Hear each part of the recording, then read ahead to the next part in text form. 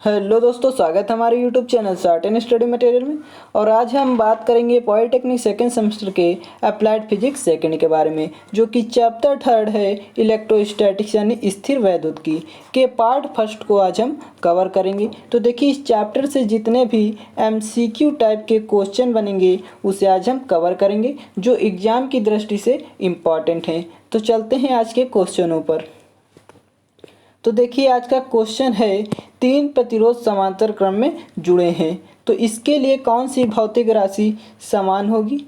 तो कौन सी हमारी जो फिजिकल क्वांटिटी है ये हमारी समान होगी। तो देखिए, ऑप्शन डी हमारा विद्युत विभवांतर करेक्ट आंसर हो जाएगा। ठीक है, देखिए इसकी अब बात कर लें कैसे। तो देखिए, 3 प्रतिरोध समांतर क्रम में जुड़े हैं। तो देखिए, 3 प्रतिरोध जब समांतर क्रम में जुड़े हैं तो फार्मूला क्या होता है। तो देखिए, 1/r equal to 1/r1 plus 1/r2 plus 1/r3। ठीक है, ये हमारा फार्मूला होता है। तो उसमें कह रहा है कि कौन सी भौतिक राशि समान होगी। ठीक है, तो देखिए, जब भी समांतर क्रम में जोड़ा जाता है प्रतिरोधों को तो हमारा जो ऑप्शन देखिए डी विद्युत विभवांतर होता है, ये हमारा समान होता है। अब देखिए, इस क्वेश्चन से आप लोगों को एक क्वेश्चन और याद करा देते हैं। ठीक है, अगर बात करता श्रेणी क्रम में, ये यहाँ पर होता श्रेणी क्रम। देखिए, इस जगह होता श्रेणी क्रम। जब श्रेणी क्रम होता तो हमारा क्या हो जाता, तो हमारा धारा जो है, ये देखिए जो ऑप्शन ए है धारा, तो ये हमारी जो फिजिकल क्वांटिटी है ये समान हो जाती। तो याद रखेंगे इस क्वेश्चन से दोनों क्वेश्चन जो बन रहे हैं। ठीक है, तो बढ़ते हैं नेक्स्ट क्वेश्चन पर।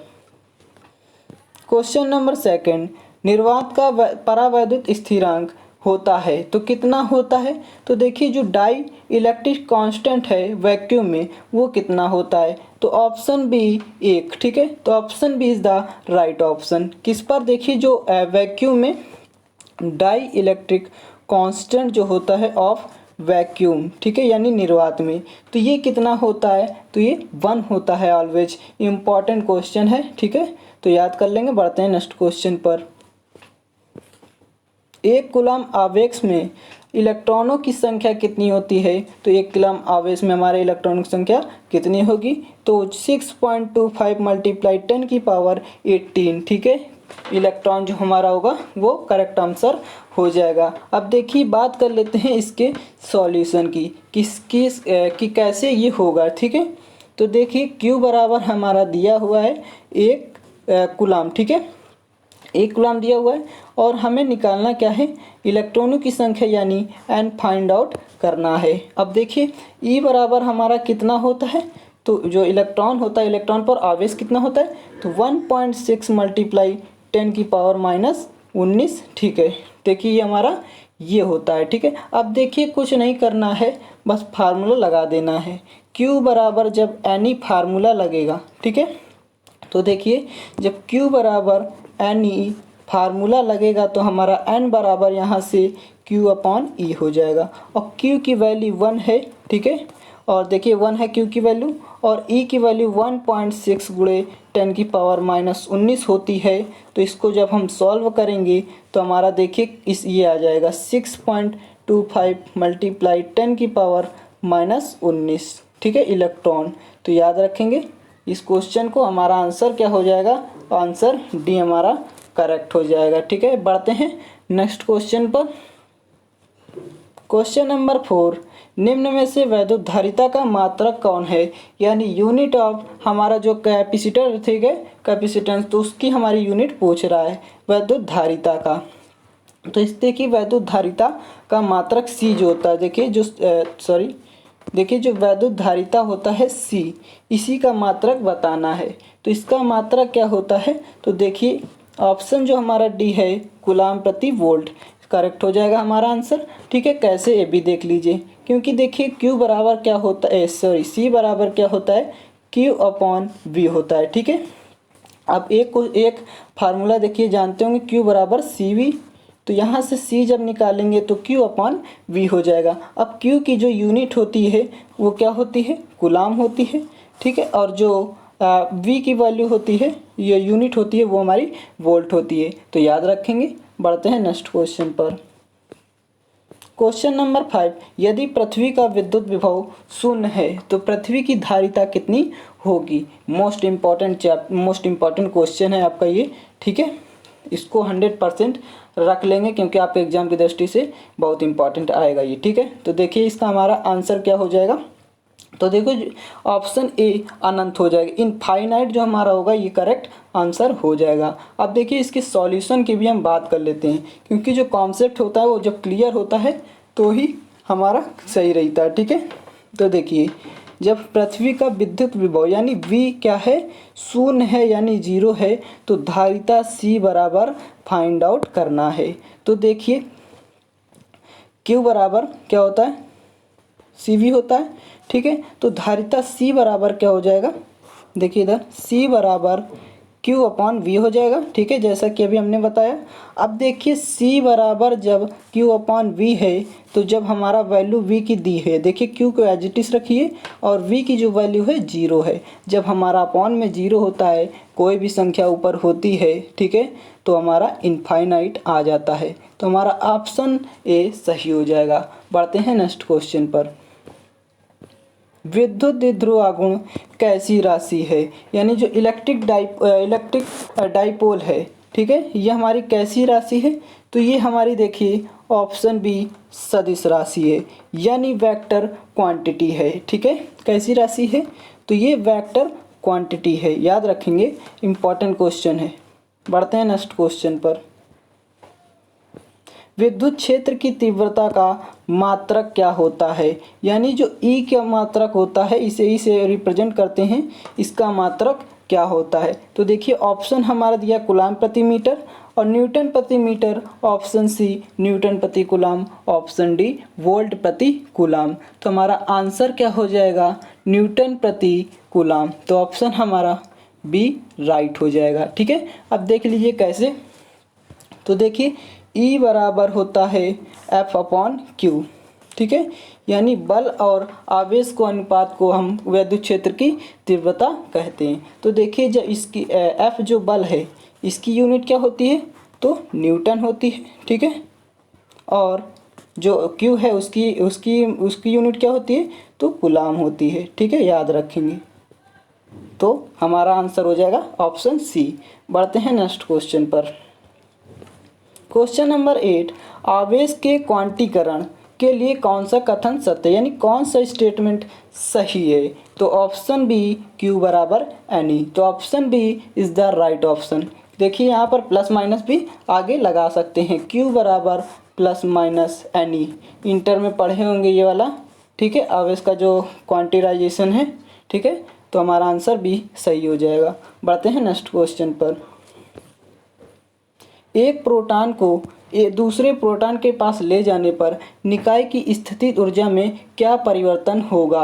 मोस्ट इम्पॉर्टेंट क्वेश्चन है, ठीक है। तो हमारा क्या हो जाएगा, जो पोटेंशियल एनर्जी होगी वो क्या होगी, जो पोटेंशियल एनर्जी होगी हमारी इंक्रीज कर जाएगी यानी बढ़ जाएगी, ठीक है। तो ऑप्शन हमारा ए करेक्ट हो जाएगा। तो हमारी स्थितिज ऊर्जा का मान क्या होगा, उसमें क्या परिवर्तन पड़ेगा, बढ़ जाएगा, ठीक है। देखिए कैसे कॉन्सेप्ट भी क्लियर कर देते हैं। तो देखिए कोई मान लीजिए एक प्रोटॉन पर हमेशा क्या होता है, धन आवेश होता है, और दूसरा प्रोटॉन ये फर्स्ट वाला प्रोटॉन है और ये जो है ये सेकंड वाला प्रोटॉन है, ये भी धन आवेश है, ठीक है। तो जब इनको देखिए क्या कह रहा है, पास ले जाने पर, तो जब इन दोनों को पास ले आए, ठीक है, मान लीजिए ये यहाँ पर आ गया, तो यहाँ पर क्या कर दिया, जब प्लस प्लस मिल गया तो हमारा जब एक प्लस तो था ही, ठीक है, उसको ज़्यादा वो ताकतवर था ही, और दूसरा भी ताकतवर मिल गया तो हमारा ज़्यादा हो गया यानी बढ़ जाएगा, ठीक है। याद रखेंगे हमारा प्रतिकर्षण हो जाता है जब सेम चार्जेस होते हैं, ठीक है। तो बढ़ते हैं नेक्स्ट क्वेश्चन पर, याद रखेंगे। नेक्स्ट क्वेश्चन नंबर 10, विद्युत विभवांतर कैसी राशि है। तो जो विद्युत विभवांतर वो कौन सी क्वांटिटी है, तो ये देखिए हमारी अदिश राशि यानी ऑप्शन बी करेक्ट हो जाएगा, ठीक है, यानी स्केलर क्वांटिटी है, ठीक है, स्केलर क्वांटिटी। तो हमारा ऑप्शन क्या हो जाएगा, बी सही हो जाएगा। इंपॉर्टेंट क्वेश्चन है, ठीक है। बढ़ते हैं नेक्स्ट क्वेश्चन पर, आ चुका है एग्जाम में।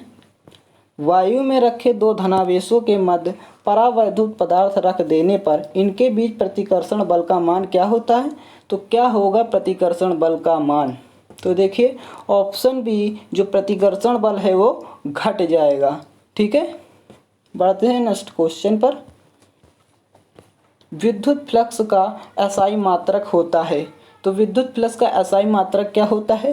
तो देखिए क्या हो जाएगा, न्यूटन मीटर स्क्वायर प्रति कूलाम। तो ऑप्शन डी हमारा सही हो जाएगा। तो देखिए कैसे ये भी बात कर लेते हैं। तो देखिए विद्युत फ्लक्स का जो फार्मूला होता है वो क्या होता है, विद्युत फ्लक्स को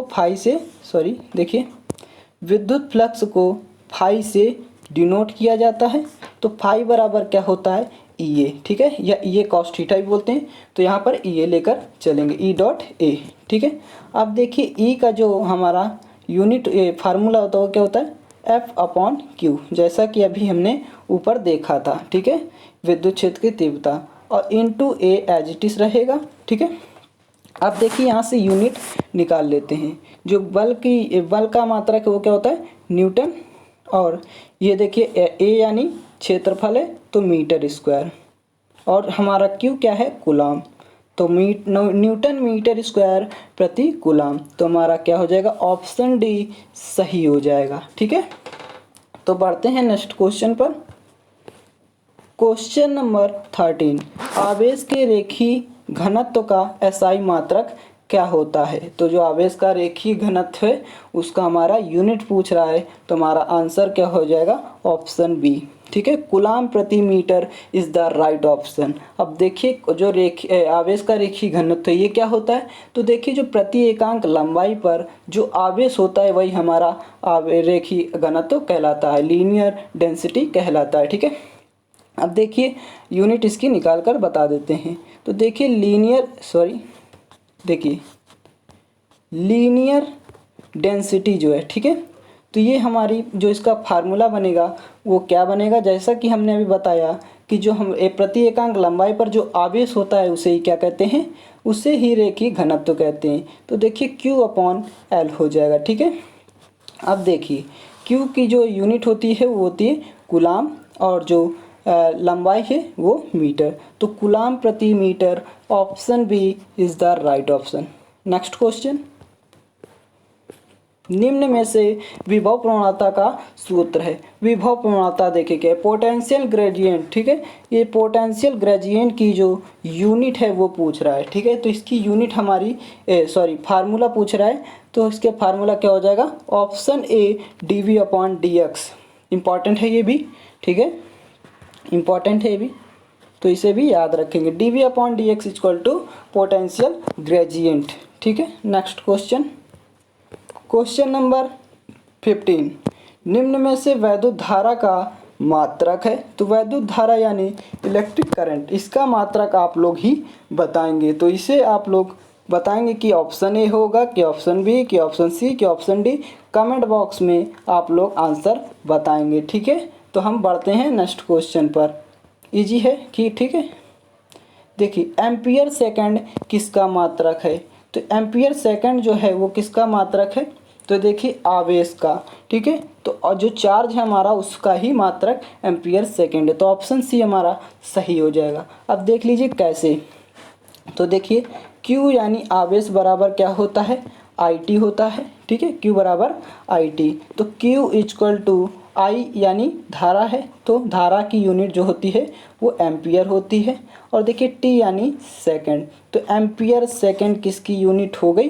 तो ऑप्शन सी आवेश की। ठीक है, बढ़ते हैं नेक्स्ट क्वेश्चन पर। अब उम्मीद करते हैं कि आप लोग आंसर दे लेंगे जो हमने पूछा है कमेंट बॉक्स में। ठीक है, एक प्रोटॉन पर विद्युत आवेश की मात्रा होती है, तो कितनी होती है इस पे प्रोटॉन पर? तो देखिए ऑन 1.6, देखिए 1.6 गुणे 10 की power -19, option D is the right option. ठीक है, और देखिए इलेक्ट्रॉन पर भी इतना ही आवेश होता है, दोनों पर ही इतना ही होता है, 1.6 गुणे 10 की पावर -19 कूलाम। ठीक है, तो अगर आप लोग को वीडियो पसंद आई तो मेरे वीडियो को लाइक करें, शेयर करें एंड सब्सक्राइब करें। Thanks for watching this video.